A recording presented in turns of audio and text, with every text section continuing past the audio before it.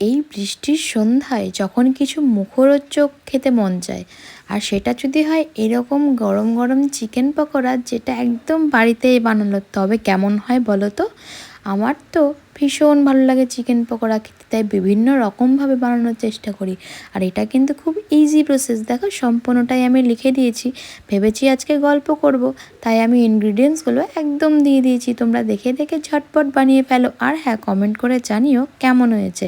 এটা আমি আমার মামার বাড়িতেও বানিয়েছিলাম, যারা খেয়ে ভীষণ খুশি হয়েছে। আমি যখনই যাই তখনই আমায় বলে যে বানিয়ে খাওয়াস তো।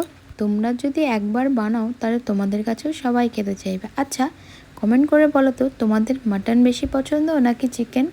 জানাতে কিন্তু ভুলো না। আর সাবস্ক্রাইব, লাইকটা তো করেই দিতে হবে, কারণ নতুন চ্যানেল আর এরকম ভিডিওসের জন্য তোমাদেরকেও তো সাথে থাকতে হবে, বলো? তাহলে নতুন নতুন রেসিপিগুলো আরও আনবো। তাহলে টাটা।